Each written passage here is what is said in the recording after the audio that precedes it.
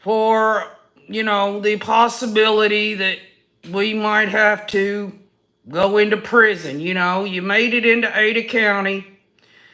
And so if I do get convicted and I have to go off to prison, I don't think that I'll get the death penalty, but we've got some things we've got to discuss. Because I know you're going to try to follow me to prison, right?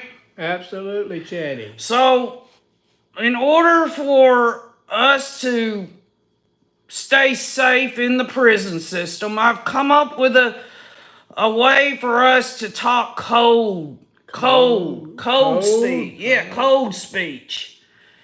And so I'm going to have to continue to work with you about it because we've got to be able to talk where the other prisoners don't know what we're talking about. So I'll do my best, Chatty. all right. Well, you remember them flashcards I gave you? Yep. All right. Now, the first word I need you to really start to get a hold of, and tell me if you remember it, it's the word vision. Do you remember? No, I can't remember that. You don't remember what we talked about, the word vision, and what that means? I'm sorry, Chatty. Well, when I say, Bubba, I'm having a vision, that means that you go to the shower room with me.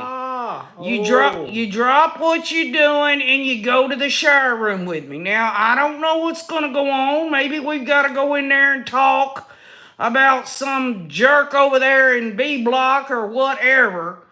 But we've got to be able to regroup. So when I tell you I'm having a vision, that means drop what you're doing and go into the shower room and meet me in there. I'll try. All right, so you didn't remember that one, and I gave you the flashcards. What about meditate? Meditate? Do you remember what meditate was? Let me see. Come on now. Oh, yes, now. Lay in the cot together and talk sexy. Yes. I'm doing good. Yeah, you're doing good. You remember that when I say it's time to meditate, that means you go into my cell or I'll go into your cell and we'll lay down in the cot and we'll hold each other and we'll talk sexy to one another. So just remember that one, okay? All right, I'm trying. What about contract? Remember that one? Contract. Sorry, Chatty, that just slipped my mind too. Well, I thought you would remember the word contract. When I say that we have a contract, that means that you're my butt buddy. You know, my buddy. That's what that means. That means it's you and me and you. I mean, so, like if we get around some of these burly guys and I say, Bubba, don't let that burly guy flirt with you. We got a contract. Then you'll know that means we're butt buddies, okay? Okay, Chatty. Well, the next one was rate. If I'm talking out here in prison and I say I'm going to rate somebody, what does that mean? Let's see. I believe that one means other prisoners are nice or violent. That's right. So when I rate the other prisoners, they're either going to be nice to us and leave us alone, or they're going to become violent on me or you. So, I'm going to try to do my best once we get there to, just rate these guys and try to figure out who's the bad ones and who's the good ones, okay? You gonna take care of us, Chatty? I'm going to do everything I can. I ain't no strong guy. I only got a little itty bitty gherkin and everything, but maybe I can talk my way out of it for the both of us. Okay, now the next Chatty. one, do you remember this one? Light or dark? Do you remember what that one is? Oh, come on. Oh, Chatty, I'm just not real good at this. This one's an important one. If I start talking about light and dark, and you're supposed to understand it too, it's the color of the shit stains in your underwear and mine. We gotta let each other know if it's light colored streaks in the underwear or whether it's dark colored streaks in the underwear. I'm sorry, Chatty. You know, they say that, you know, if it's real dark, you got too much protein. Well, this is kind of a health thing, you know. Oh, if it's light colored, you might be a little runny, okay? Okay. And what about this one? If I tell you, say I'm out in there in the common area at the prison, and there's people around and stuff, and I say, I've had a dream. I've had a dream. What does that mean? A dream. Let's think. A dream. Oh, yeah. Wet dream. Yeah. And what does that mean? Help me get it up. Yeah, that means that if off the car. Yeah, if I have a wet dream, that means you need to go in there and help me change them sheets. In other words, if I don't have an extra set of sheets, you've got to give me your sheet set and sleep without those because, you know, it gets a little rough in there, you know? So Okay, I'll do that. So dream means wet dream, okay? All right. And finally, this one's probably the most important one, okay? And if you don't remember this one, then I'll have to school you on it. But mission. If I'm out here in the prison system and I tell you or anyone around that I'm on a mission, what does that mean? I'm thinking, Chatty. I'm thinking. Come on. I don't know, Chatty. Well, being on a mission means that we got to do a little anal exploration because you know how we use the toothbrushes and the soaps, and sometimes that stuff gets stuck up in there, and we got to make sure, you know, we're on a mission. We're on a mission to get that out of there. You know, I think it's a good idea to stick soap up in there to keep it nice and clean, but sometimes that thing gets it gets stuck up in there, and I'm gonna need your hand, okay? Okay. So once and for all, you got mission, you got dream, you got light or dark, you got rate, contract, meditate. And that's going to be our favorite one because that's when we go into the cot and lay and hold each other and talk sexy to one another. Yeah. And then vision, right? What when I say I'm seeing a vision, what do you say? I don't know. Bubba. That means you're supposed to drop what you're doing and go in the shower. Now, you're right. Okay, all right. So, you know, These code words are killing me, Chatty. well, I'll tell you, you're killing me too. You're bending me over too much, and you know, we're gonna have to come up with some more code words. Maybe a code word like "stop it" or something. You know, that sounds better. But we're gonna have to think of it. What can we use instead of "stop it"? That hurts. What can we say? What kind of code word could we use? Ouch! Ouch! Yeah, definitely ouch.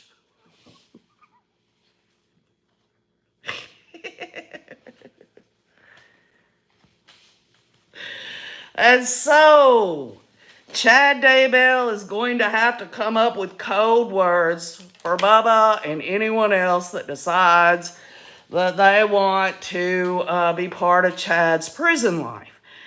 Unfortunately, though, if Chad gets sent to death row, Bubba would have to kill somebody or basically kill someone in order to follow Chatty boy there. So we are now going to go somewhere that we haven't been in a while because we've got things we're going to talk about tonight that OKJ has to get caught up on, right? We're going to the Ray Room. 1, 2, 3.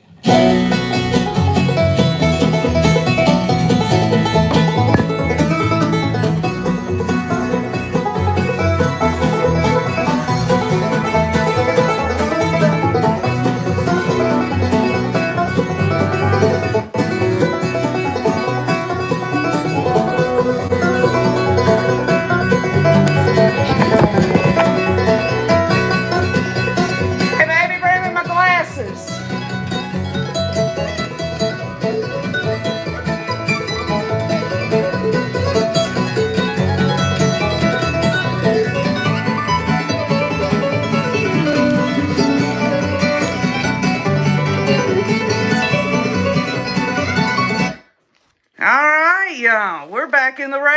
How's everybody doing? Oh, KJ's blind as a bat without my... Go ahead and turn that off, honey. Here, take this too. I'm blind as a bat. So anyway, how's everybody doing this evening? KJ, you're a mess, girl. Well, I am Kathy Jones. Jennifer Sukup, Trace on the Case, Moonlight View, Miss DMC, Vix Tex, Leanne Forsberg. Oh, just me, Ashley Kane, Bo Peep, Chris Arnett, Diana H, Armageddon, Moonlight View. Oh my goodness. Lord, Leanne Forsberg. Light or dark? I can't, says Leanne Forsberg. Okay, y'all. I tried to lighten it up a little bit because this last week has really had a lot of different things that put a lot of people on emotional roller coasters. As many of you know, on the community wall, I expressed that I didn't think that it was right or fair. But, you know, who am I anyway to say that they shouldn't have put Cresha and her family on that emotional roller coaster with the clerical error in the indictment? Well, you know, they've had 4 years. 4 years. Can they not afford the whole resources of the state of Idaho? Can they not afford to proofread their indictment? But it's all going to work out. Judge Boyce will find a way. I'm so thankful that he is allowing the charge that pertains to JJ, but I'm going to just be honest with y'all. I was out at the lake. There were spots on the lake on and off where it would, 1 minute, it would show up the next night, and then when I'd go to the RV, my phone would blow up from all the messages, and I got a few. And I was like, what the heck's going on? It took me a while to look, and I felt kind of ashamed and felt bad that I wasn't there to, I mean, not that I could have done anything, but I felt bad about it. But anyway, it's going to work out just as I put on the community wall. It really has to do with having faith, not faith in the judicial man's law, but just faith in general, whatever that means to you. Vix Tech says Judge Boyce is sick of this shit. Joy Hill says, I cannot wait for Chad's children to take the stand. Rebellion says, exactly, KJ. I'm so fed up with Wood. Lindsay needs to take the lead. Trace on the Case says, what a hot mess. Y'all, I look like a brown biscuit from being out on the lake all week. But I had a good time and I needed it, y'all. I did it because I was starting to sink into a deep depression when I load myself down with all this stuff that, you know, we want to see justice. We want to do what we can to get justice through understanding, y'all. It was weighing heavily on me and I just had to have a break. Not to mention, Wayne made the decision that once a month through the summer and early fall, for 1 week every month, we're going to go up to the lake every one week every month. So, you know, I'm looking forward to that anyway. Fancy Nancy, we're glad you weren't there. Blood pressures were rising. Well, Fancy Nancy, I thought you were going to catch me on the rewatch. You said you were going to help your hubby unpack. I'm glad you're here. Just Me says the family has been through the ringer. Y'all, I read comments about Larry going out there and he was upset and crying and all of that. And it just made me so angry at the state.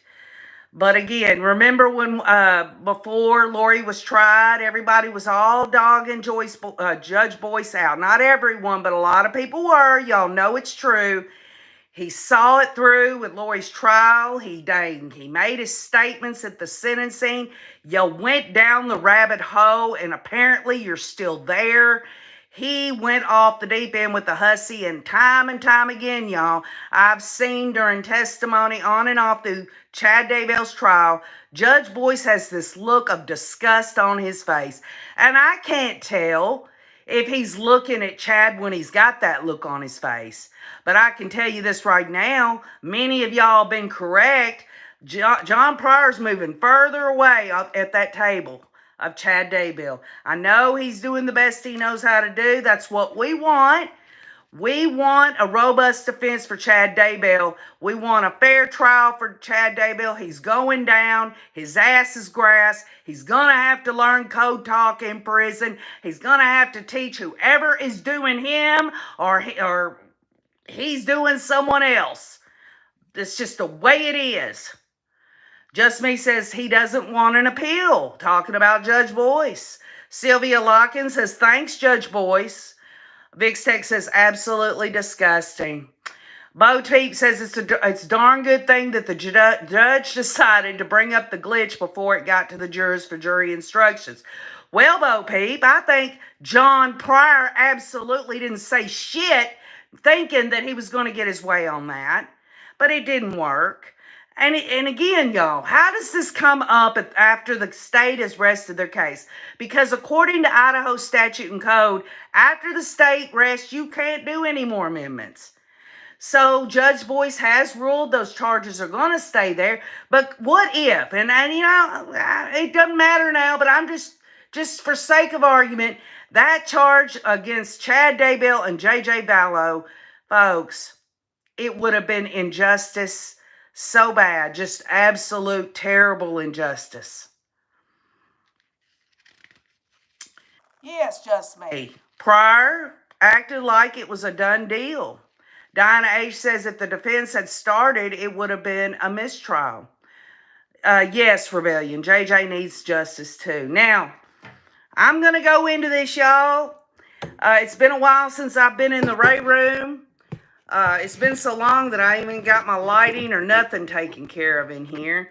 But I want to talk to y'all about two things tonight, all right? Just so if some of y'all are like, oh, she's done told me two things, I'm not interested, you can go on about your way, okay? But I want to tell you what those two things are.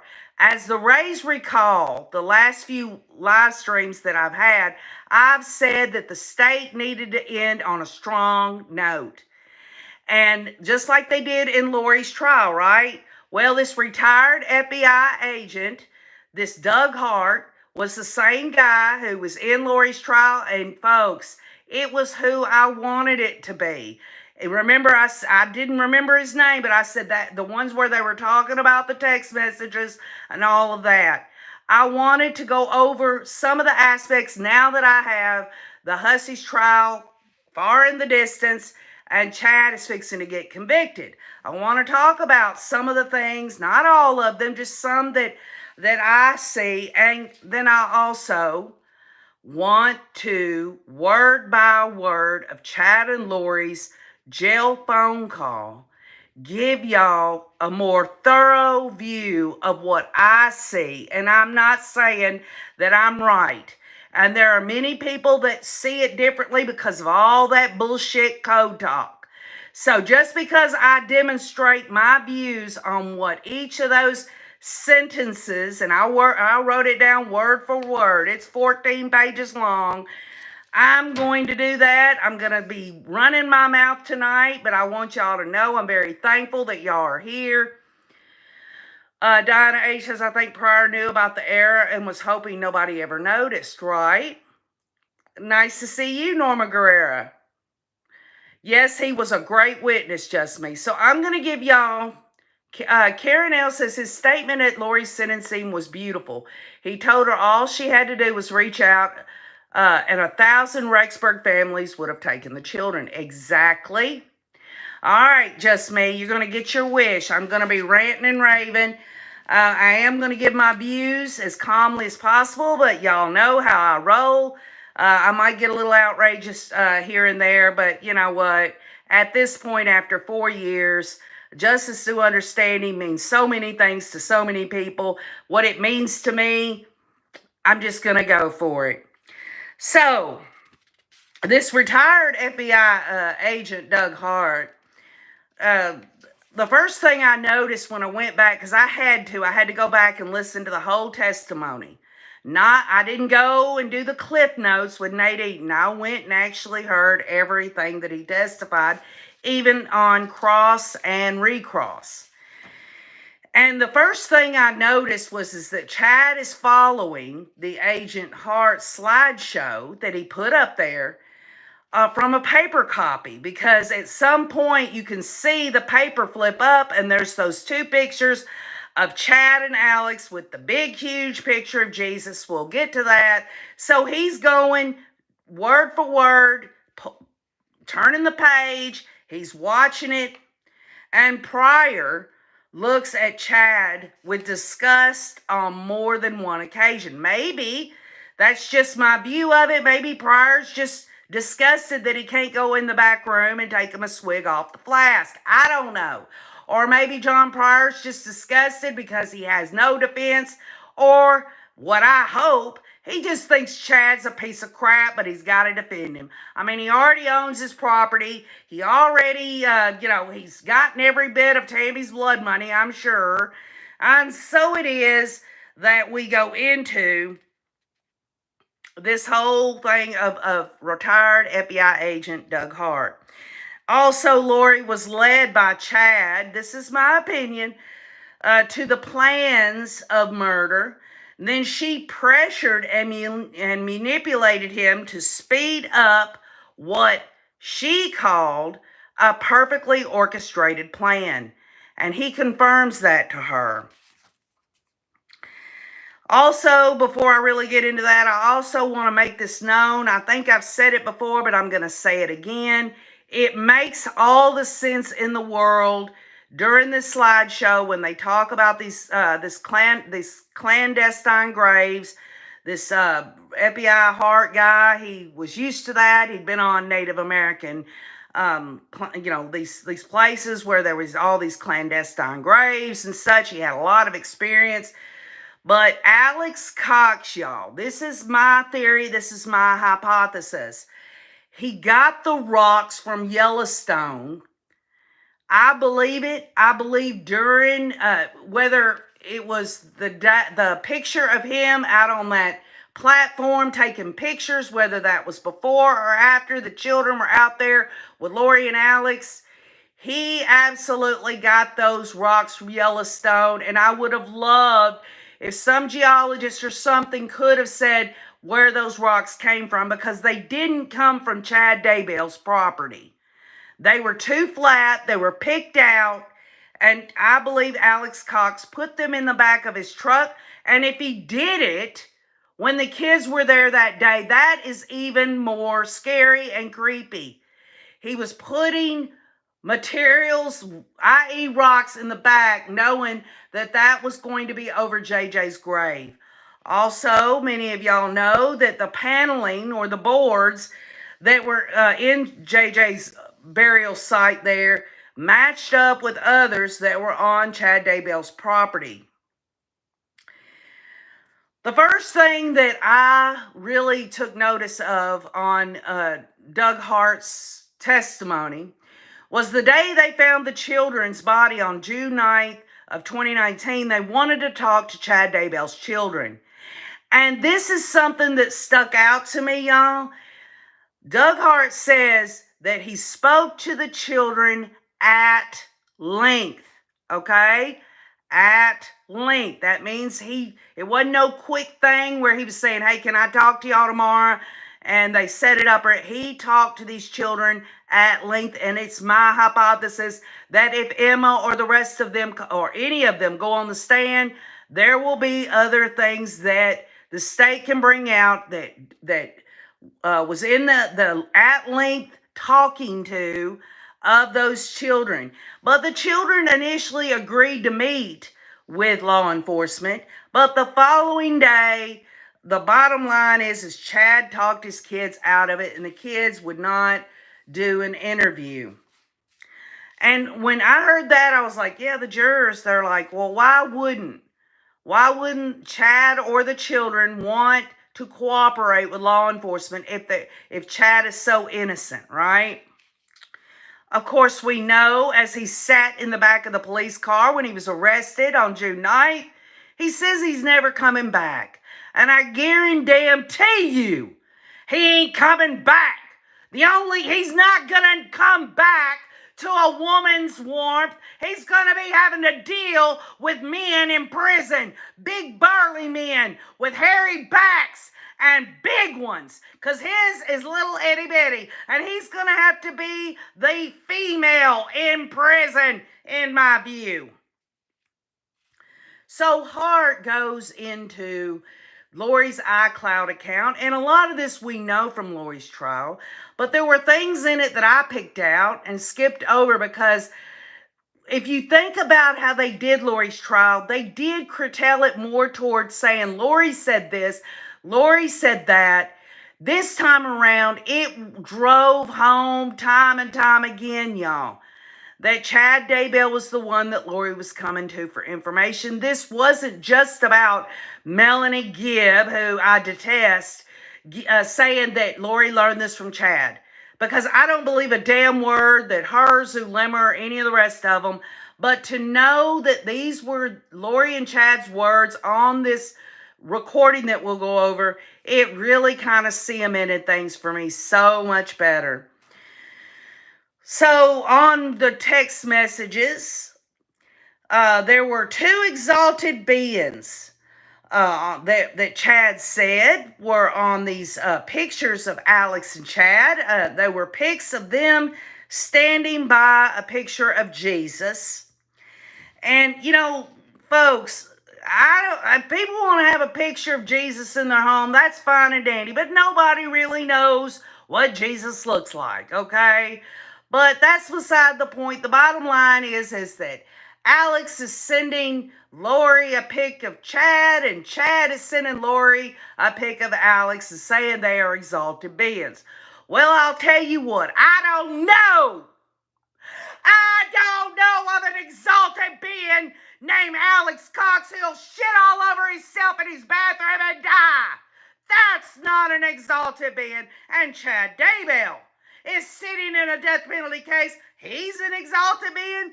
Give me a break. So that was interesting, to say the least. But in Hart's testimony, he talks about the day after the attempted shooting of Brandon, and I was like, okay. There are text messages here, whether they're from Lori to Chad, Chad to Lori, or Alex, or whatever. This is the day after a failed attempt on Brandon Boudreaux's life. In other words, the day after that, they all knew they weren't going to get the money. And you know what money we're talking about? You know, Lori and was telling Zulema, well, don't worry about it, Zulema.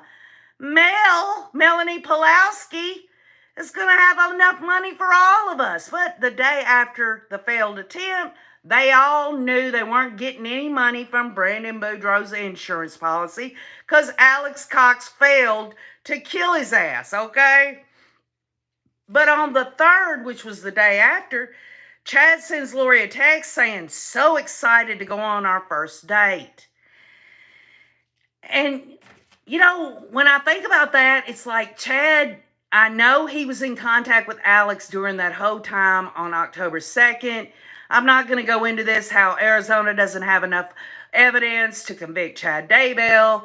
I won't go there, but I will say this, that Chad always had a way of distracting Lori, or if things didn't work out proper, he would try to distract her and give her something to be excited about. You know what I'm saying? And so during that time, she's sending Alex a text saying, well, we're going to go out on a date, and we're not going to, you know, I think we're going to talk about it. I think we're going to stay home and not be out and about. And maybe you can come by after your shower and sing songs with us. And Minnie said, well, you know, KJ, the reason that Lori and Chad had to talk about that first date and staying in instead of going out to dinner or whatever was because everybody was saying Tammy was still alive and they didn't want a chance that someone would see them out together, which makes all the sense in the world. But let me just take it a step further. I think also because the Jeep was involved in all of that, not that Lori was driving it, she was driving a different vehicle, but they were trying to lay low also because it was the day after the attempt on Brandon Boudreaux's life, and that perhaps, this is just theory, they wanted to stay in because they didn't want to be out and about, knowing that the day before this criminal activity took place and it didn't succeed. But that's just me. So on October 4th, well, that was October 4th, so that's 2 days, excuse me. On October 5th, so you're thinking about it, from October 2nd, when the attempt on Brandon Boudreaux's life, you got the 3rd, the 4th, now we get to the 5th. Chad and Lori are talking, and Chad lets Lori know on the 5th, big news about Tammy, and he explains to her about Viola. He might as well have said, big news, we screwed up and didn't get the money from Brandon Boudreaux. You're needing money, I'm needing money. This was the plan, this was the blueprint, that we were going to finance it through all these murders. Big news now, Tammy has turned into Viola, and all the details concerning that. Chad tells Lori that Tammy has been possessed with a demonic entity, but Lori doesn't answer him right back on that. Number one, I believe Lori was pissed off at Alex, and pissed off because there wasn't going to be any money rolling in. She wasn't getting Chad. She had gotten to the point where I believe, and this is just my theories, that because think about it, why wouldn't she immediately text him back and say, oh, really? Because isn't that what Lori wanted anyway? For Chad to present to her that now it's time to kill Tammy? But she doesn't text immediately back, and in my view, she's giving him the cold shoulder. Their plan of taking out Brandon failed. He's now wanting to present Lori with this plan to take Tammy out. Just because he doesn't say it's time to take her out doesn't mean, the bottom line is he says Tammy's got a demonic entity. And thus far, we all know the pattern. When anyone was demonic or zombified or whatever, it was time to take them out. And Tammy represented to Chad at this moment dollar signs, because he wasn't going to be able to get Lori to give him what he wanted. They already failed not getting the money from Charles. Then they tried it on Brandon. The only money she was getting from the kids now that they were murdered, because this is in October, is the Social Security and death benefits. Well, they needed more money than that. So Chad starts talking to Lori. He's like, and she's giving him the cold shoulder. He actually brings up that he wants to work out with Lori, and he wants to tighten his abs, he wants to get a tan, and he wants to grow his hair out. Well, I'll tell you this right now. He should have been telling the hooker, I'm going to get a freaking penis implant because my wiener is too small for your great big black hole. And this big doughboy that he wants to work on his abs. He wants to get a tan, and they're going to do it in Hawaii, and he got one, didn't he? And also, he wants to grow his hair out. What's he going to get, y'all? What's he going to get, a mullet? Chad Daybell's going to become a hippie? Give me a break. What a piece of crap.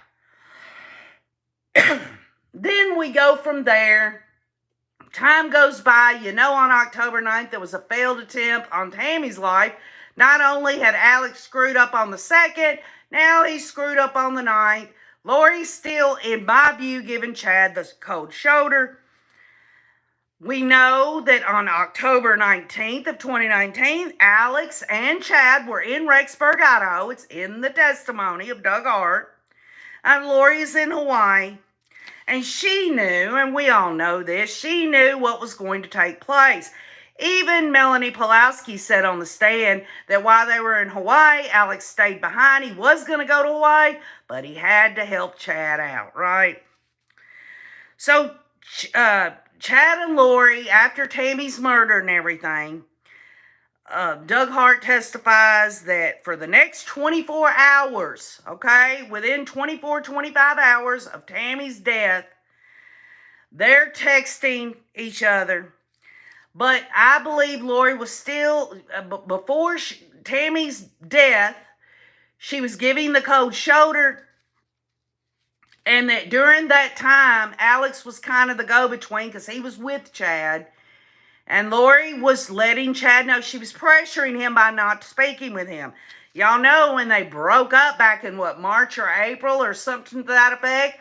He's saying, if you don't speak to me, the angels are so angry and I can't protect your home and blah, blah, all this bullshit, right? But by October 20th of 2019, which is just one day, less than 24 hours after Tammy's murder, it was just a little bit after midnight, Chad says to Lori, it's baby night, come get me. And I don't know what that means. I mean, it mean that they had spoke about having a child together and that she needed to get with him during this time. She's in Hawaii. He's sending her a text saying, it's baby night, come get me. Y'all, I'm so thankful to God they didn't create a child together. Y'all know these children, they can't help who their mom and dad are and all that. But I'm just so glad they didn't have to grow up, that she didn't have a baby or anything with that damn asshole. That would be an awful situation. Think about it like this. Lori's children are dead. They're murdered. Think what Kobe's having to go through, right? And then look at Chad Daybell's grown children and what they're having to go through. We don't need another terrible, terrible, traumatic thing for a child to have to go through. So that was a little bit after midnight where he's talking about that. But then early morning, around 6 in the morning, Lori wants Chad to come to Hawaii. And Chad wants Lori to come back to Idaho to spend the night. And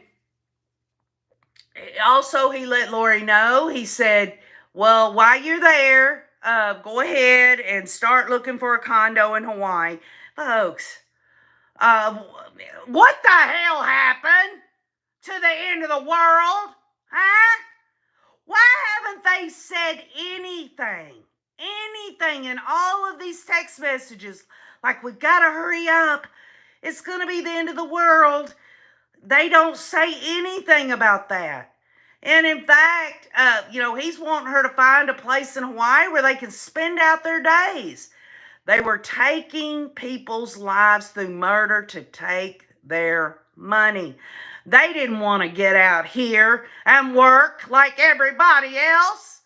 Chad didn't want a real freaking job. Lori didn't want to go back to cutting hair or doing whatever the hell she had to do. Hell, she wouldn't even make it as a hooker on the corner. They'd be throwing nickels at that thing. And during Doug Hart's testimony, y'all, I keep thinking about the way that Judge Boyce has ruled. He's been very level on it. He has sustained objections against the state, or he's overruled. I've been kind of keeping track of it. He's tried his best to be as level as possible and as fair to both sides as possible. I think he's doing an excellent job.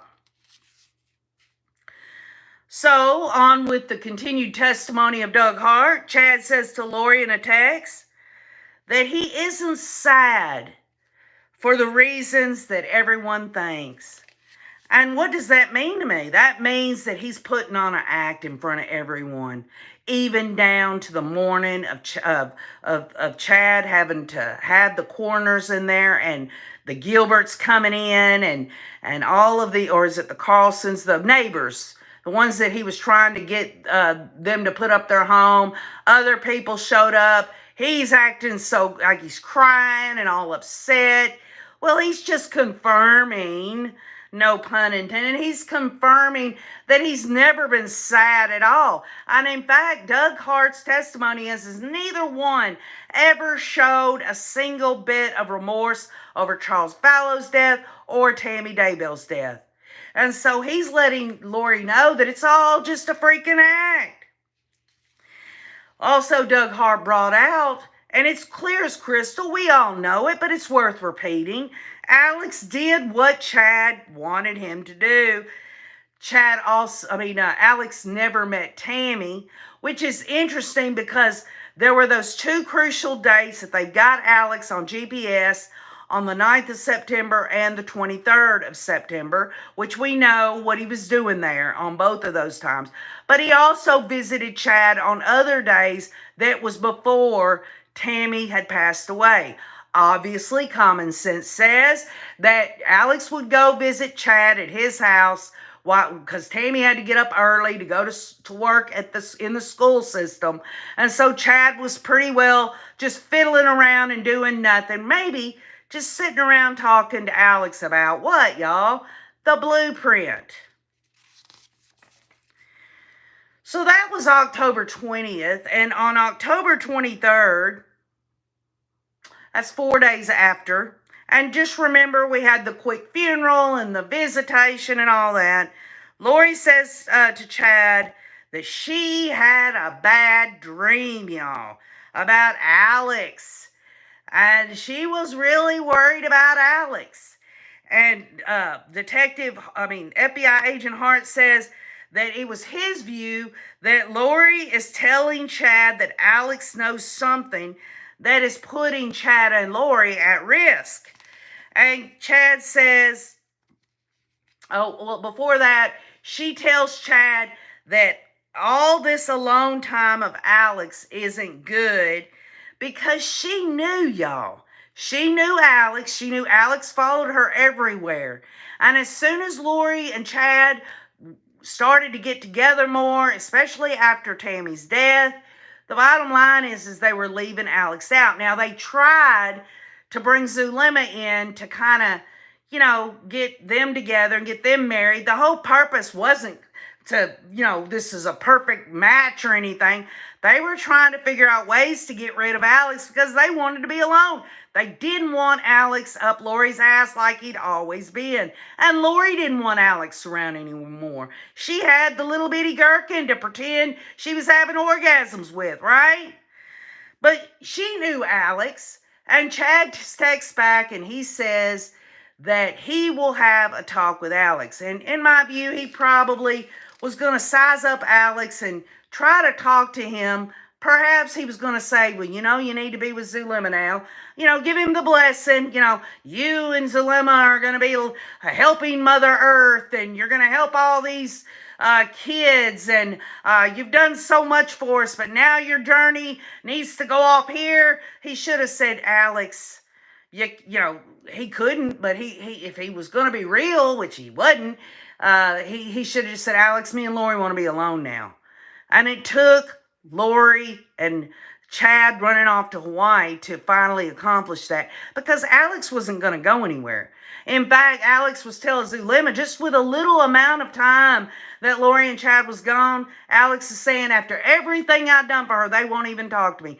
Alex had to have his sister in his life physically. And that was a risk. And Lori and Chad knew, because Alex was strange like that if he got upset and was like, okay, y'all don't want to be around me, you know what I'm saying? Lori felt like he was a risk. So, there was a lot of other testimony from Doug Hart, and those are just some things that I picked out myself through listening to it. So we get to the cross-examination of him by Pryor, and Pryor wanted to bring out that Lori manipulates Chad, and he puts up these other emails that were kind of the companion to the ones that the state talking about. Lori's like, go, be with your family. I really want you to. I don't want to stand in the way. It was her way of manipulating him. But Doug Hart was sure could be by saying they did it to one another. And there's ample proof that they both were even Steven on the manipulation. Except we all know that when it came to Chad's manipulation, Chad was feeding Lori more and more of his storylines of murder. Also, John Pryor was talking about the breakup of Chad and Lori. And y'all, that didn't last very long. Chad manipulated her back as she was manipulating him by saying what we talked about a little while ago about, the angels are angry and I can't protect you and, and all that crap. But he really had nothing he could do. Have y'all noticed that? John Pryor has gotten to the point where he knows there's not much he can do. So, on redirect, it basically come out, Chad manipulated Lori, and Lori manipulated Chad.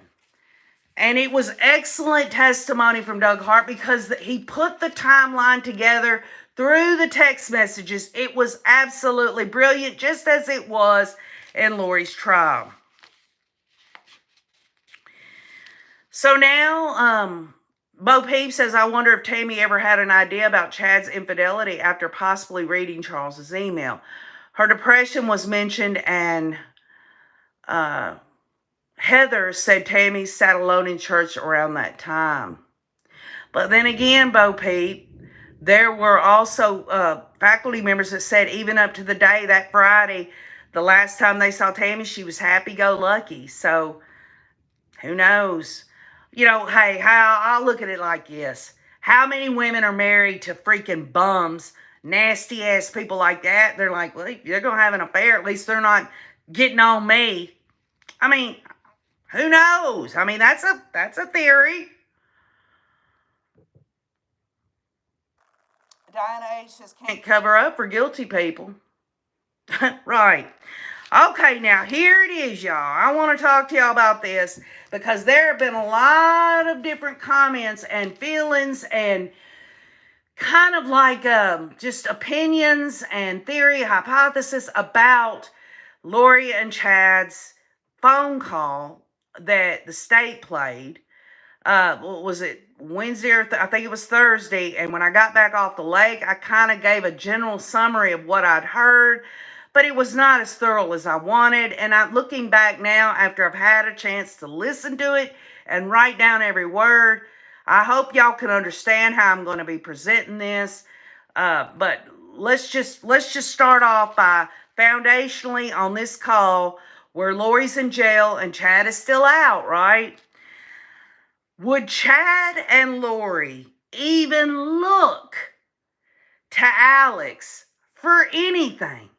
You've got to ask yourself that question before you go into the dialogue of their conversation. Because everybody's like, why are they talking about Ray, which is a nickname for Alex? And even the state says they're talking about Alex. Y'all, Chad and Lori didn't look to Alex to do shit. Alex had no enlightenment. Alex was not the contractor, as Chad says. Alex was none of that.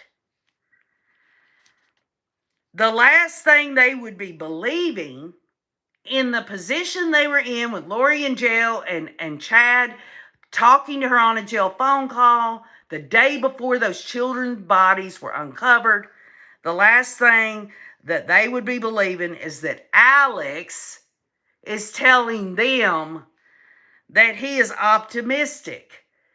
They don't give a shit about Alex Cox. And even if they did, why would it have to be Alex telling them that he's optimistic? No, folks, it's code, in my opinion. Whenever Chad says he or talks about Alex, he's basically talking about himself, in my opinion. Bringing up Alex, that he thought that, bringing up Alex, that when Chad says that Alex thought, Lori said, bringing up Alex, that he thought there was a 3% chance of trouble. How would Alex be the one to say 3% of trouble before the murders? Why would Lori and Chad even ask Alex, hey, Alex, what percentage do you think, that we could get busted for this? They wouldn't rely on Alex for shit. It was always Chad or Lori. And it was mostly Chad. So I'm going to go into it. That's foundational. That's just so you'll understand why I'm looking at it the way I am. Lori says this. She says, and just remember this, y'all. I'm not saying I'm right, and I wrote down what I thought they said and all that, so I'm not saying I'm 100% right.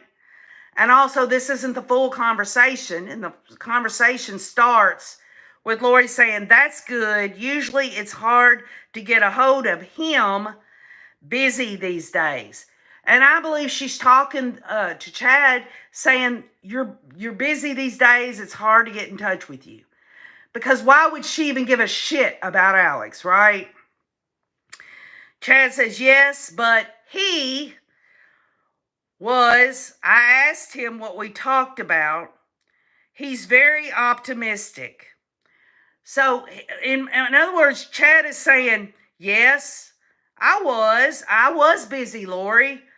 And I've asked through my seeing it through the veil shit, and I'm getting this feeling that, everything's optimistic. Then Lori says, it was very optimistic for you, or she might as well say you, or he's very optimistic it could happen. And so she's letting Chad know, hey, I'm sitting here in jail. You're out there. You're telling me that you've got this vision or whatever from beyond the veil, saying that everything's optimistic. Well, she's letting Chad know we're in this together. I'm just letting you know because, that's what she's saying. I'm just letting you know, Chad, when she says, I asked, was it very optimistic for you, or he's very optimistic it could happen? And then Chad says he's very optimistic for both of us. In other words, I'm very optimistic for both of us. Then Lori says he doesn't know his own project timeline. So let's tackle the project timeline. It means several different things. But in this particular case, she's talking about the project being, we're going to be together. I'm going to get out of jail. You're not telling me what the timeline is for me to get out of the slammer. So Chad, you don't know? You don't know? And then Chad says, he said, stick with it to what he projected in that paper that you wrote. Okay? So he might as well be saying, hey, Lori, just stick with it. Don't worry, you're in jail right now. Just stick with it. Remember, we talked about being together and how it was all going to work out. And remember what was said in that paper that you wrote, which I don't know what that is. But he was reminding her just to stick with it. Don't veer off. Either way, just remember there is a plan, right? And then Lori says, house renovations take longer than they think. So she's basically letting Chad know, well, sometimes when you're in situations like this, these things happen. It's going to take a little longer. I know we said it was going to happen at this time, but maybe it's going to take longer. And Chad says, that's the problem. He says, that's the problem. That because of where she's at right now and where he's at and the whole scenario and the whole situation, that's the problem. They can't be together. Then Lori says, I've been watching that Extreme Pulls. And Chad says, uh-huh. And the people are like 3 months out when they estimate they've had it done. So if you think about it, y'all, all right, she is talking about 3 months. Think about that. September, October, and November was when they had to run off to Hawaii. And this is just theory. I might be wrong. So she's talking to Chad about, well, we got away with it for 3 months. Out when they estimate they'd have it done. And they're like, we had so many problems. We couldn't get to the backyard. Okay, so now she's saying it's taking longer now. At first it was only 3 months. Now it's taking longer, but she's bringing up the term backyard. She's wondering now because it took all that time. Nobody has discovered those bodies on that yard. She's saying we had to pull a crane over to the house to get these huge rocks for the waterfall. I believe, y'all, that she is saying we got to get those bodies out of your backyard and out of there. We've got to get them out of there. Chad says, I can remember last summer, Taylor Hill's Mark's friends' parents moved into a trailer, like a camping trailer, in their driveway because they were going to build their house. By the end of the year, guess where they're still at? They sold their house to their son. And this lines up with Chad wanting to get a modular home put on the property. But he's letting Lori know that at some point, it's just an opinion, that he's going to leave that house to one of his kids, possibly Garth or somebody, sell it to him or something like that, where they're not in that house or on that property anymore. But he's letting her know that until they can get rid of the house, that there's going to be a trailer there. And so it's just a weird situation, says Chad. But you're exactly right. Yeah, it takes forever. And then Lori says, yeah, there's always something coming up. Well, we didn't know when we dug in your backyard we were going to find whatever. And then they're like, we have to redo all the piping. And we had trouble with this. Then something else happened. But they try to make it sound like it wasn't that long. Well, I believe she's saying that in that we have to redo all the piping. In other words, we have to get all that out of there. We've got to get it out of there. And then she's talking about, and then we had trouble with this, which, folks, they used the word trouble later on. We'll get to it. Folks, I believe the trouble was JJ and JJ's extended family, Kay Woodcock, and the rest of their family.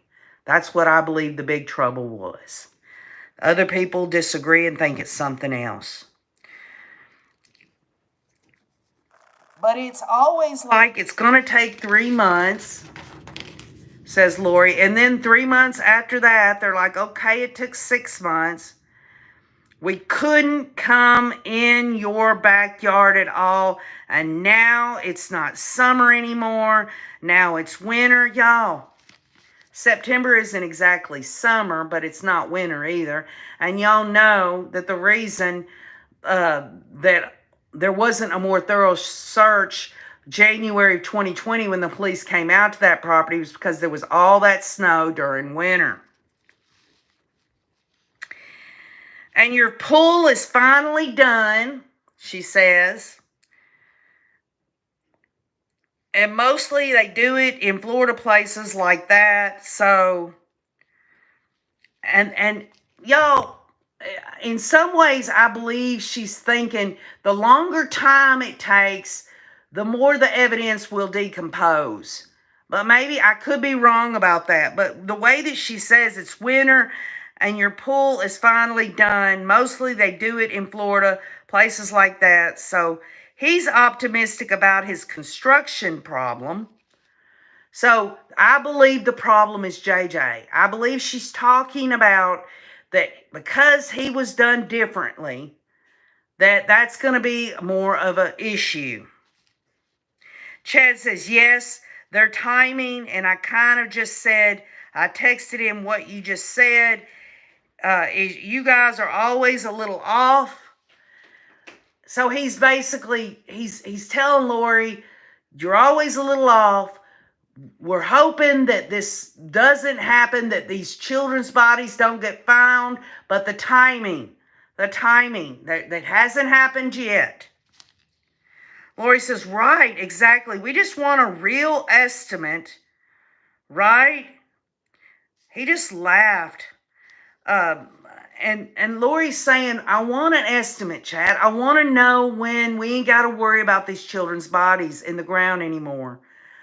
And also, I want a real estimate on me getting out of this and all of that. Chad says, right. He just laughed. Excuse me. And then Lori says, he did not confirm or deny that fact. That contractors are always bigger than they think they're going to be.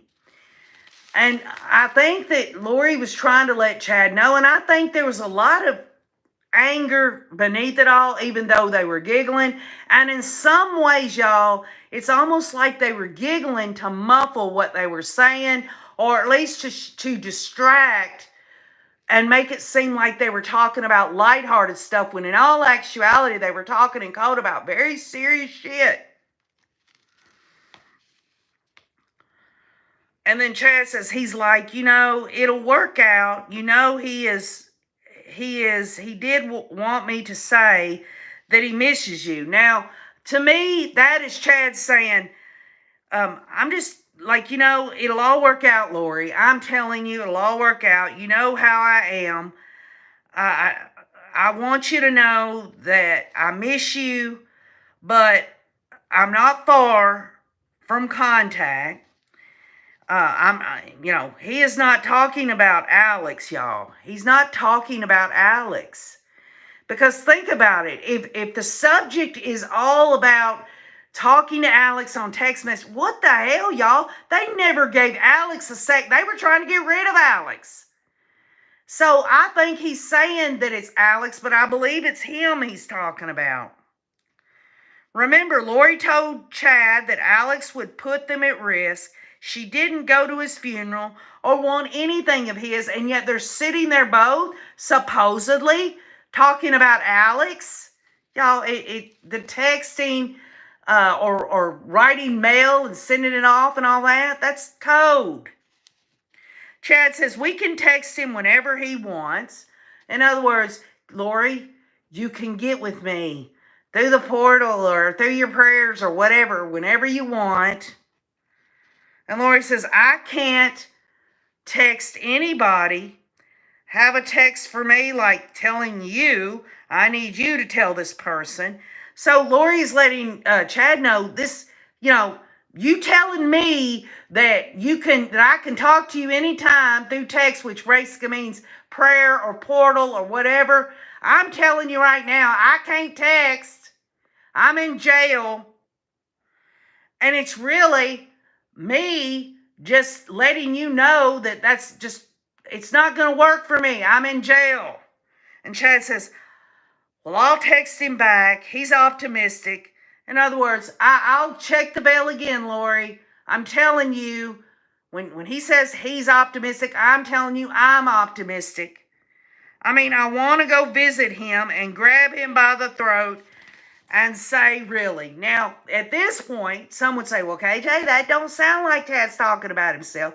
Folks, Chad Daybell was acting like James, Raphael. He even said he was the Holy Ghost at one time, Jesus Christ. He was Jesus' brother. It could have been any one of these people that Chad was speaking of.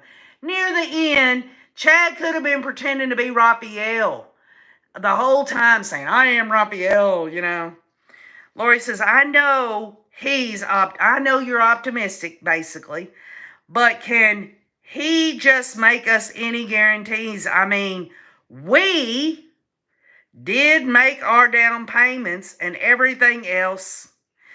So I get out of that where she's saying, I know that you're optimistic, Chad, but can you just make me any guarantees? I mean, I gave my down payment.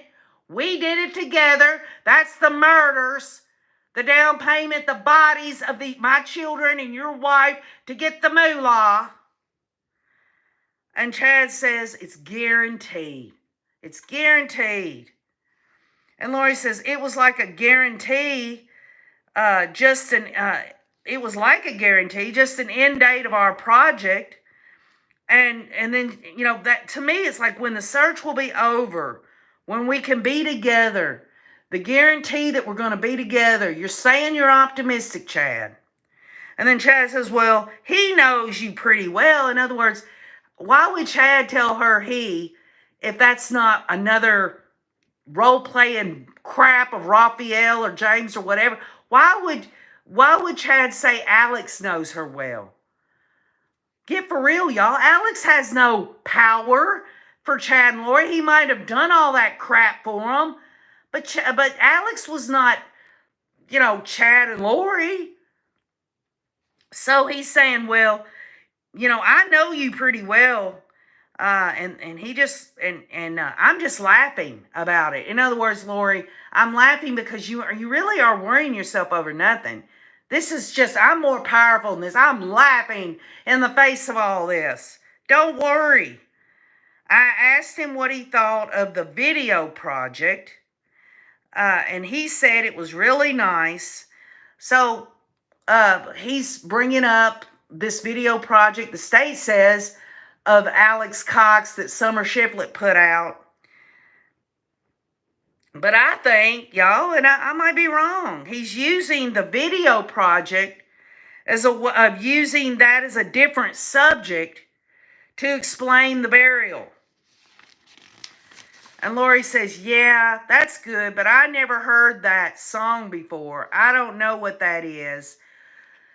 In other words, I've never heard of it done this way, Chad, y'all. I'm telling you, this had nothing to do with Alex's video that Summer made. The state says it is, and maybe it is, but I don't believe it. Why would they even give a shit about a montage of Alex Cox's life? They used him and threw his ass away. They even want to use him as a scapegoat, according to Alex. I mean, they want to use him as that.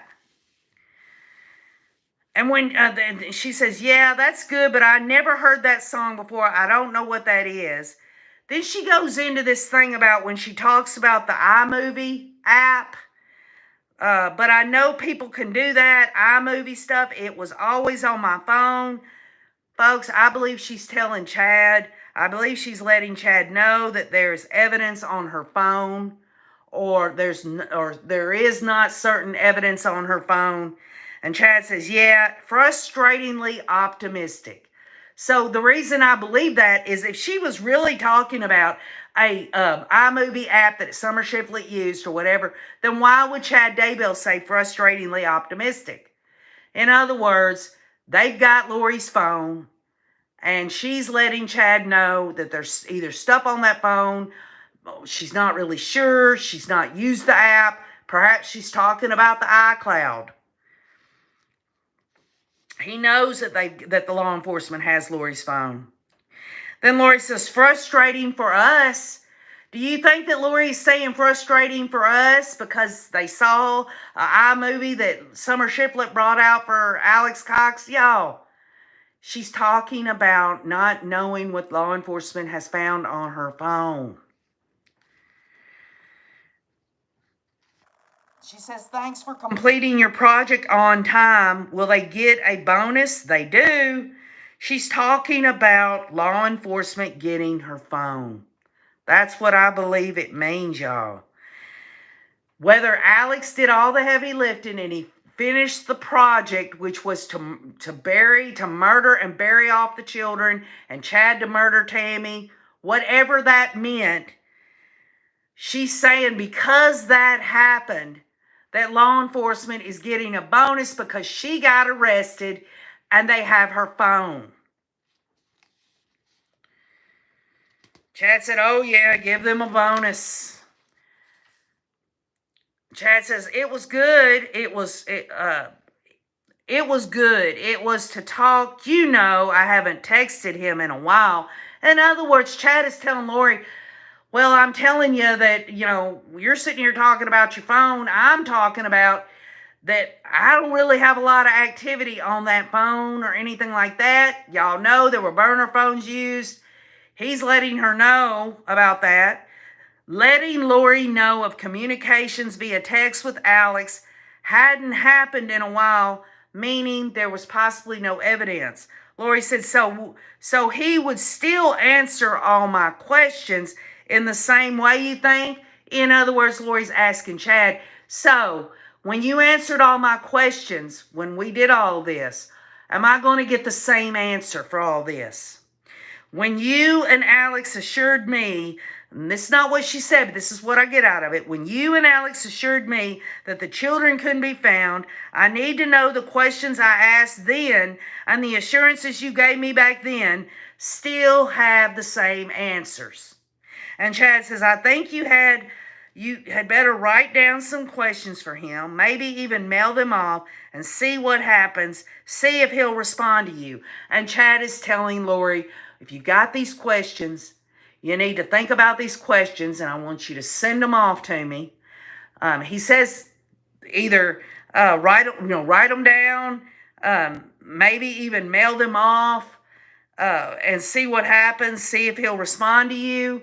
The bottom line is he's letting her know, if if you've got questions, you're going to have to get with me in the portal or something to that effect, because we can't, he's not telling her to mail them off, y'all. If she had questions, right, why would she write them down? The jail would read her mail going out and in. So it's not that at all. Then Chad says, I have no doubt about, Chad says, I think you'd write down some questions for him, maybe even mail them off and see what happens. See if he'll respond to you. He says, I have no doubt. Don't forget President Holland's talk, his snippet. And y'all know that President Holland obviously is one of the quorum of the 12 prophets, seer, revelator. He's the third most senior apostle. So Chad and Lori listened to some snippet, wonder what that snippet was, where they could take it and twist it to say that maybe he was letting them know, because he was a revelator and a seer and a prophet, that it hit them, Lori and Chad, and that's why they continued to do what they were doing. He's reminding her that there is another authority besides himself. You know, if he thinks Lori, and Lori is, y'all could tell in it that she's starting to really need assurances. She's starting to question things. He's reminding her, well, President Holland, remember that snippet? It backs up everything that we've been saying and doing. It seemed like he wants to text you if he could. Yeah, it's all true. That's all I can say. So in other words, President Holland, he feels he's telling Lori that maybe President Holland wants to reach her, or it could be himself. And if he could, right? If he could. So it couldn't be President Holland, or could it? Or could it be Chad? It's not Alex Cox. What does Alex Cox, what can he do about Lori's situation? Nothing. Chad said they have forgotten.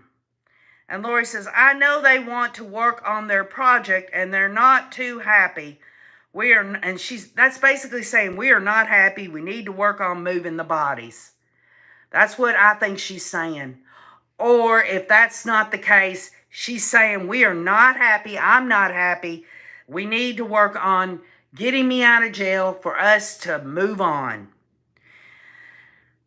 You know, that's how I felt about, well, it's good. It's good. You know what I'm saying. So you're saying everything is fine. The bodies won't be found, but I'm not happy. That's what she's saying, y'all. When she says, well, it's good. It's good. You know what I'm saying. And that to me is, she's telling Chad, so you're saying everything is fine.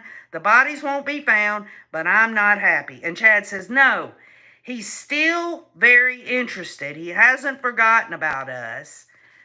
He is telling Lori that I am still very interested and I haven't forgotten about us. It ain't Alex, y'all. It's not Alex. Alex can't do shit.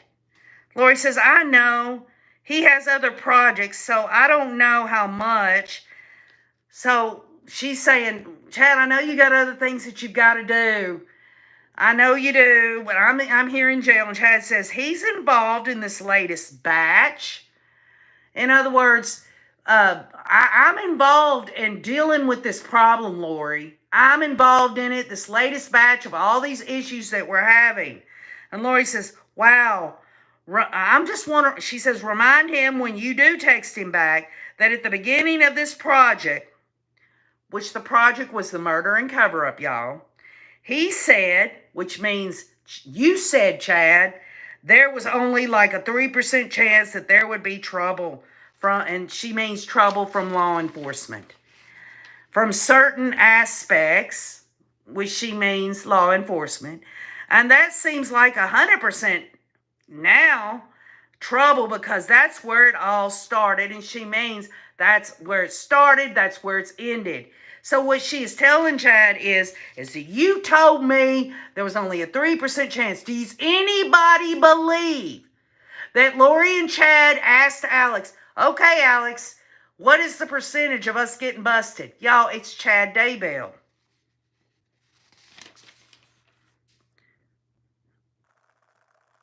And when she says that it seems like 100% now trouble because that's where it all started, Chad says, uh-huh. And what he means by uh-huh and the trouble is because of JJ and the welfare check. Lori says, so find out about that. Chad says, right. And Lori says, see what he has to say for himself on that. And you know exactly what I'm talking about. So she is telling Chad Daybell, I want you to go and figure out why you told me all this. He has to say for himself on what you have to say, Chad. You better figure it out. What do you have to say for yourself? You know exactly what I'm talking about. And Chad says, I do. And Lori says, recall what I'm talking about. And Chad says, I know exactly. She's reminding him that Chad had led her all this time, that everything was fine, that they could get away with all this. And Lori says, I want to know why that is 100% instead of 3% chance of having a problem. She wants to know by Chad at this time. She wants to know why she's busted and sitting in jail and she's fixing to go down. And Chad says, and this is his answer to her because he's realizing that she's on the phone saying, you're going to tell me why you told me this. And you better tell me something to explain it. Because y'all, how many times have we said, how did they for a second think they were going to get away with this shit? Well, now she's giving it to Chad. Chad says, I think he was somewhat right in that. The other aspects were other people. So what he's saying is, Lori, I think I was right. But there were other people that were involved, i.e. Kay Woodcock. I wasn't the problem, basically, is what he's telling Lori. It was other people. I wasn't the problem. I was right that it was only 3%, not 100%. But other people, and y'all, we've heard stuff in the past about this free agency crap. Then he says it was a combination. And this could have been what he meant by that. It could have been he meant, well, I was right that we weren't going to get in trouble. We were doing the right thing, getting the zombies out of everyone. But this was a secret combination of all these people. Kay, the dark canes of law enforcement bearing down on us. That's what it could have been. Lori says, I know it was a combination. We got, we got trouble from other people. Something inaudible I couldn't understand, but she did say location. She says other sites of the location, talking about where the bodies are at. But then Lori says, but what I am saying is that it's a combination of only you know 5 problems. And y'all know what those 5 problems were. They were Charles, JJ, Tylee, Tammy. Some say it was Alex. But in my opinion, it could have been Kay Woodcock. Even though Kay Woodcock did not get murdered. But it could have been those. For sure it was Charles, JJ, Tylee, and Tammy. I'm up in the air on who the 5th one was. Because I believe that when Lori speaks of trouble, she's talking about JJ, but the connection is JJ and Kay and Larry and their family. Chad says, I agree. And Lori says, that was a big one. That was a big one. And she's speaking of JJ Vallows. That's what she's speaking of. It was a big one. Says Chad. And Lori says, my faith in those kind of guarantees are lower. In other words, she's letting Chad know that, you know what? You gave me these guarantees. Now I'm letting you know my faith is slipping. And Chad says, me too. And that must have really unsettled her then. Because then Lori says, and beggars can't be choosers. I get that. So she's letting Chad know, well, you know, what am I going to do now? You're sitting here saying that your faith in those kind of guarantees are lower because I'm saying it. So I'm telling you, well, beggars can't be choosers. I get that. And then she says, but you know what I mean. It's not like I get to pick the colors. Y'all, it's crystal clear what she means by that. She says, when she says I get to pick the colors, that means I get to steer the ship or make it the way she wants it to make. Because she goes on to say, it's not like I get to pick the colors of everything that I want. And then she says he is going to have to figure it out.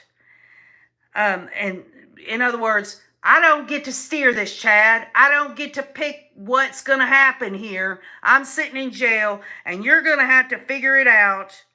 And Chad says, right. And Lori says, since I'm here, and I can't be in charge of the project. In other words, to keep them from getting discovered that they're murderers. Because folks, really think about it like this. If they'd have never found those children's bodies, right? They'd have never found those children's bodies. What could they have charged Lori with, and how long could they have kept her in jail? Right? They couldn't have charged her with murder or anything. She could have told them anything. Remember in the past, y'all, I don't know if any of y'all can recall, but there was a woman who said she gave her child to somebody to adopt, and they thought she had murdered the child, but they couldn't prove it. She just said she gave the child to someone to adopt. She never got put in prison or anything like that. So she says, since I'm here and I can't be in charge of the project means it isn't, I can't be in charge of making sure we're together. It's meaning the project of either moving those bodies or making sure that law enforcement don't discover those bodies. And Chad says, yes, it's, I've thought back on that entire scenario, the murder and the cover-up. That's what he's talking about. And Lori says, when we went over the plan, the murders for money, right? And the blueprints, and that was the details of that and the blueprint, which would have added up to them being together with the money, spending their lives together. Chad said, and he said that wouldn't be a problem. So Chad isn't saying who's he saying? Alex? Alex is saying it's not going to be a problem? No. Chad is telling Lori, I'm telling you that won't be a problem. What won't be a problem? She says, when we went over the plans and the blueprints, and Chad says he said that wouldn't be a problem. He's letting her know the plans and the blueprints are right on track. Lori says, right, to take that on. And Chad says, right, I don't doubt that it's just strange how it blossomed. In other words, when the welfare check happened and the media took a hold of it and everybody was looking for the children and it got bigger and bigger and bigger. That's what the search for those children, that's what he means. But it's strange how it blossomed because ultimately, y'all, common sense says that Chad convinced Lori, or Lori and Chad together, however you want to look at it, was saying no one's going to do anything. We can get away with this. It's only a 3% chance. And what is the 3%? 1% for JJ, 1% for Tylee, and 1% for Tammy. Lori says, I'm just going to say, so you think it was meant to have complications? And Chad, and to go that direction? In other words, I'm sitting here in jail and look what happened, and I got arrested in Hawaii, and you're out there and I'm in here and they're searching for the kids and the bodies are in your backyard and we're trying to figure it out. We need to remove those rocks, i.e. bodies out of that backyard, do whatever there. And Chad's saying we'll move in a trailer, then we'll eventually get rid of the house, sell it to my son or somebody. Lori says, well, then they should have said, when she says it meant to have complications and to go that direction, Chad said at some point, yeah, there was going to be complications and it was going to go in that direction. That's what he's telling her now, the way that everything turned out. Then Lori said, well, then they, or you, Chad, should have said, hey, this is 99% chance that we're going to have trouble with this soil. And she's talking about where the children's bodies are under the ground in the backyard We're going to have trouble with that, Chad. And Chad says, yeah. And then Lori says, right, I mean, that's all I'm asking. Could this potentially be good, or do we have to fill it with sand? And I believe she's asking Chad, is, the dirt on top of the bodies, do you think we need to use some concrete? Because she's not saying, she doesn't want him to use sand to put in the burial. She's wanting concrete, because guess what's in concrete? Sand. She's not going to say concrete on the line. And Chad says, I think we sense that we shouldn't take it lightly, and I don't think we did. In other words, he's telling her, hey, I put cement in Tylee's grave. He didn't tell her about JJ, but he's either talking about himself or talking about him and Alex. I mean, we only discussed the matter with the trouble once. The trouble was JJ, y'all. And I thought we cut it off and did well, and now that problem is causing its own trouble for itself. So, first of all, he's saying, when she asked about sand, he's saying we took that serious. And they did. They chopped Tylee up, burned her up, put her in a plastic green bucket, put her in the ground, put some cement in there. They found that in there. But now the trouble, which was JJ, which ultimately was Kay and Larry's love for JJ, trying to seek a relationship with him and having a welfare check, he's now saying, I thought we'd gotten rid of that problem and everything, and did well about that, and now that problem is causing its own trouble for itself, because he knows that everybody's looking for JJ and Tylee, but specifically JJ is not in the condition that Tylee Ryan was in. The trouble ultimately he's talking about is the kids missing and how it's not going to go away. And Lori says, right, but there's other things in the project where I'm going back over it that I could have easily done or been inspired to do to avoid a lot of the issues that are going to come up with that. In other words, she absolutely, this is just my opinion, she is saying if she just could have let the kids go and not murdered them. If she could have just done things, I could have been as easily done. I could have sent JJ with Kay. I could have sent Tylee off to avoid a lot of the issues that are going to come up with that. When the children's bodies are discovered, they're going to come up out of the ground, and those are going to be some serious issues. And Chad says, yeah. And then Lori says, that we weren't made aware of. So you see what I'm saying. So she's saying that I wasn't made aware of these issues that were going to come up. I was not made aware of by you, Chad, since you know every damn thing and can see beyond the veil. And Chad says, uh-huh. And Lori says, was it meant to go this way, you think? That's what I'm saying. And she's saying, was it meant for me to go to jail? And, and they're looking for the kids, and, I'm in big trouble, and what are we going to do? And Chad says, because she asked him, was it meant to go this way? Chad says, I do. It's terrible. And he's not talking about it's terrible what they did to the children or Tammy. He's talking about it's terrible that he can't get his little itty-bitty gherkin into his hooker because she's in jail, and they can't be together. It's terrible. He says, minor changes here and there, but overall, this was part of the blueprint. So he's saying there were some changes here and there that we tried, but we're trying to stick to the blueprint. So y'all, conspiracy to commit murder is coming out their ass. They've been planning all this all the way back. What was it? Was it February, end of January, February? Lori's talking about Charles and JJ dying in a car accident. She already had the murderous spirit. And so did Chad. So when he says that, when Chad says, I do think it was going to turn out this way, that it was part of the blueprint, Lori says, what? And Chad says, oh, I just wish it hadn't have been, but I'm thinking of previous blueprints. He's talking about the previous murders.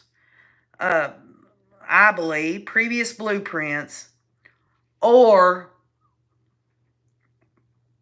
a previous blueprints being we thought about doing other things, but we settled on murdering, where the people weren't warned either.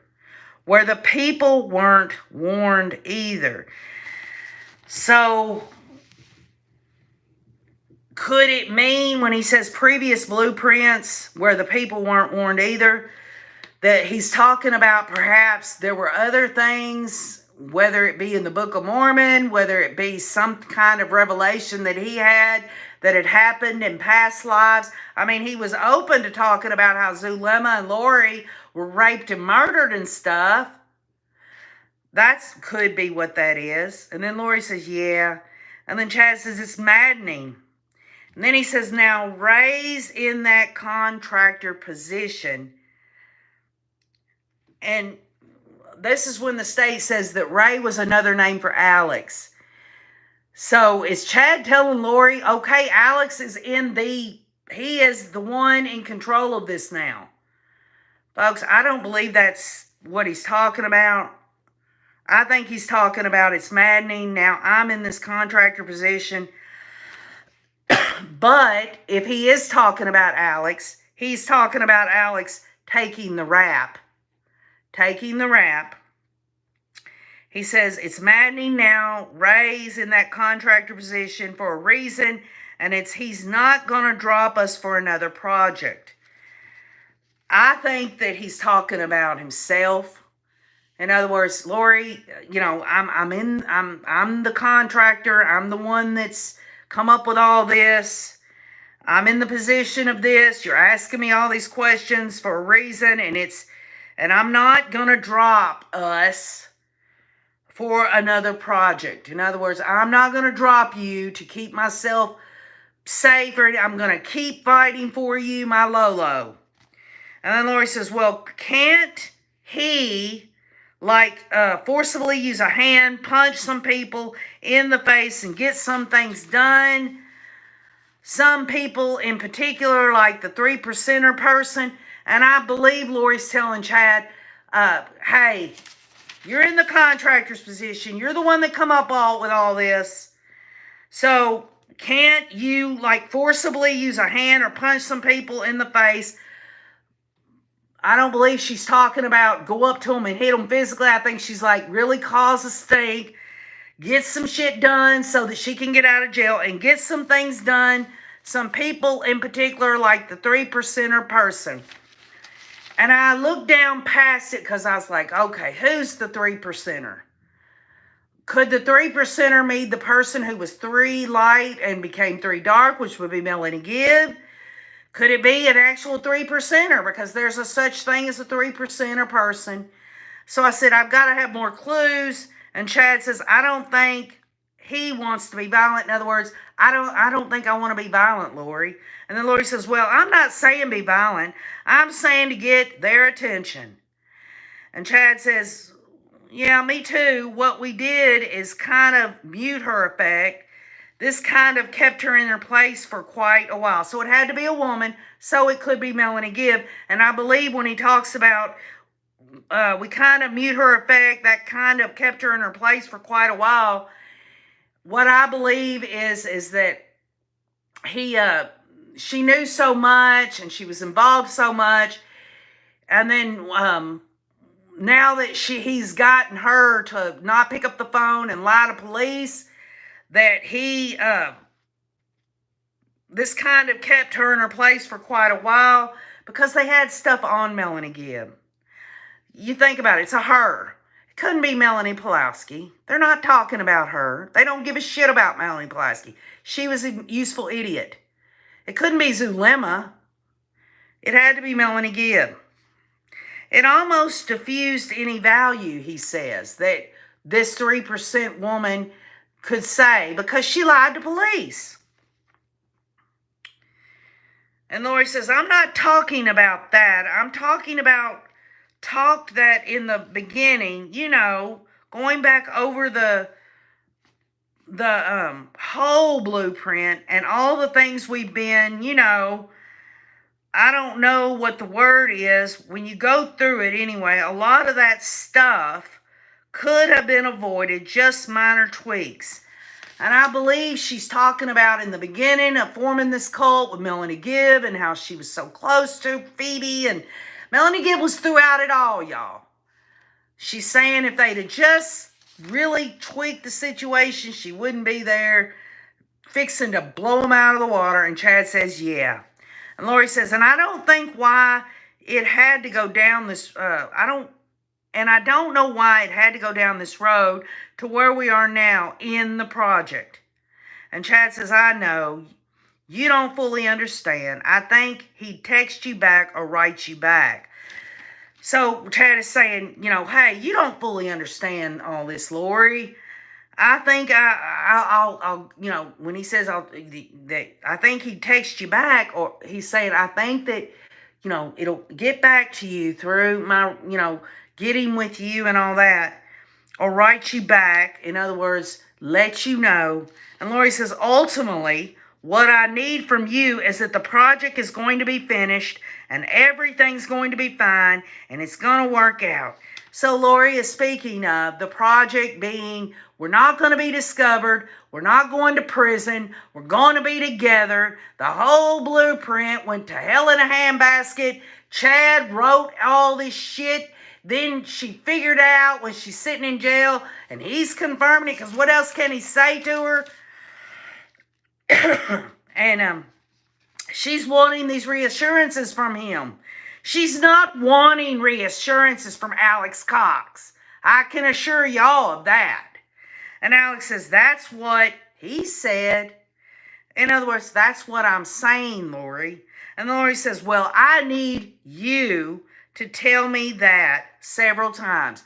Now, when I say that she's saying that I need from you is that the project is going to be finished and everything's going to be fine and it's going to work out, Chad says that's what he said. And Chad is always saying he. Could he mean Raphael, James, the brother of Jesus, Holy Ghost, Jesus Christ? I don't know. But he's talking about himself. And maybe he'd been telling Lori all this time, this is coming from James, or this is coming from Raphael, or any of that. But ultimately, it's not coming from anyone else. I mean, if you want to reach there, an evil entity was communicating with Chad, and that's who he's speaking with. Maybe that's it. But ultimately, I believe it was Chad. And then Lori says, well, I need you. She's talking about Chad Daybell, not Raphael, not James, not whoever he's telling her he is, the new prophet, seer, and revelator, whatever. She says, I need you to tell me that several times. And Chad says, okay, my sweet, lovely Lolo, things are going to work out. Not just because I say so, because he says so, but because I know so. It's a marvelous plan. And Lori says, how do you know? So, and Chad says, how do I know? It's been shown to me, honey. I've seen those beautiful eyes filled with tears as she sings to amazing groups of people, and I've seen that wonderful body dance to heavenly songs. Your purpose is only beginning. It's hardly begun. It will be the pair. It won't be solo. It's going to be incredible. And she goes on to say cholo and all of that. But he goes on at the end to stroke her ego, to remind her of all the things he'd been telling her from the get-go about how they'd been married in a different life, that he had seen these visions of Lori, dancing in heaven and all this crazy-ass shit. The bottom line is that Lori, in that phone call, when Rob Wood is telling Summer Shiflett before Chad's or Lori's trial that, in that secret recording there, that Lori made some overtures and that maybe she would have talked to police, I think Rob Wood was looking at that code talk, knowing exactly what they were talking about. And I'm not saying I'm right, but maybe some of it is and some of it isn't. Maybe I'm all wrong. But it isn't Alex Cox that they're speaking of. And it isn't mail something to him, write down the questions and mail it. Because ultimately, y'all, she was getting her answers from Chad Daybell. And so she's frustrated. She knows she can't talk to him about what she'd been talking to him all this time, about their plans, their blueprints, their whole money-grabbing, murderous spree. Bo Peep says, continuing to groom Lori.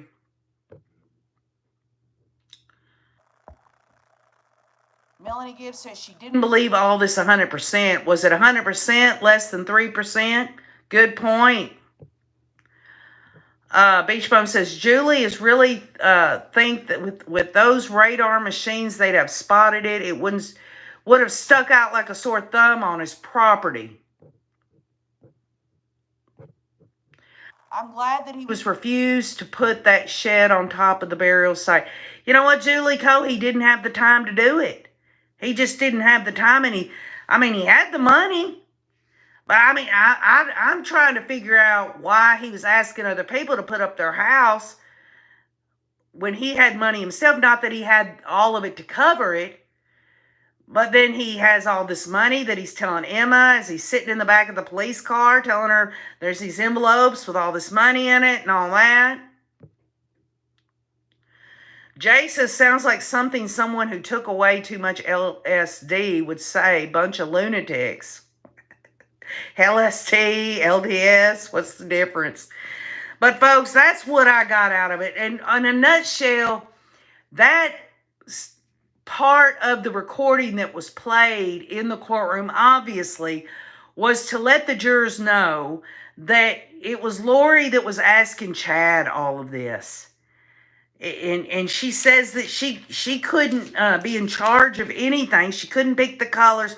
She couldn't figure out what was going to happen next. And she needed to talk to Chad about those things. She wasn't going to get answers from Alex. Folks, they didn't give a crap about Alex. I can't say that enough. Alex was of no high nobility. He wasn't going to be the contractor. Chad was the contractor. Chad was the one in charge of it all. So anyway, I hope y'all got something out of that. Also, I want to end on this. Someone had put in the live stream comments before I came on here that Jerry Vallow is in the hospital. He's not doing well. This was, someone said it was Lauren from HTC that said he's in the hospital. So please pray for him and pray for all of their family. I hope that he gets better. I don't know any details of what he's there for, but y'all know who Jerry is. Sweet, wonderful Jerry. So anyway, please keep him in your thoughts and prayers and know that I love you all. I hope y'all got something out of this. Like I said, if you hear what I get out of it and you think I'm wrong, I would love it if you'd say, KJ, you said that you thought this wasn't Alex. I say it was Alex, and this is the reason why. I would love to be educated on why you think it would be something different. And if I wasn't clear, I just trying my best to figure out these stupid code talking stuff. But I just want y'all to know I love you a lot. I hope y'all have a great rest of the weekend. Monday starts another chapter of all of this, y'all.